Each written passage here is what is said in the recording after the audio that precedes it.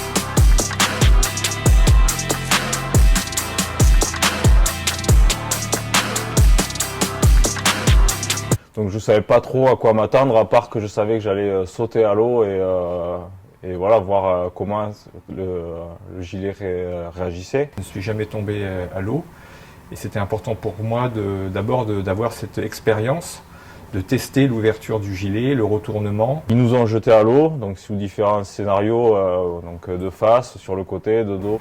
Plonger avec un gilet de sauvetage, je l'ai jamais fait. Le gilet, on voit vraiment qu'il se gonfle en 2 temps. Il y a vraiment un moment où on voit qu'il va venir se gonfler sur l'avant et après sur les côtés pour nous faire pivoter. La conception de ce gilet fait qu'on se retourne tout seul En fait, pour le retournement, c'est vraiment bien foutu. Ils ont vraiment bien pensé leur truc.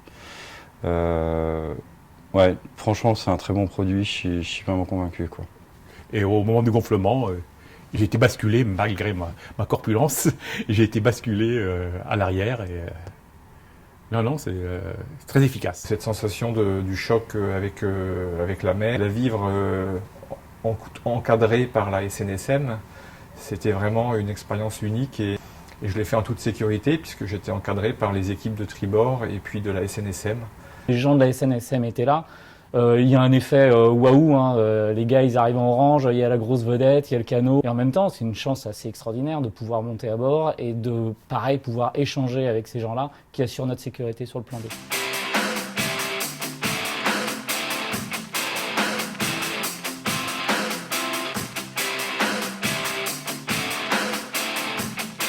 C'est ça qu'on aurait pu faire. Et tu retournes le bouchon. Voilà.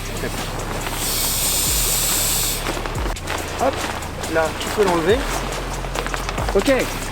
Et là, je me retrouve avec un harnais. Et là, ce que tu peux faire, si tu l'avais fait, peut-être que tu ne serais pas tombé, c'est utiliser voilà, la longe. C'est ça que j'aurais dû utiliser. Et puis c'est parti.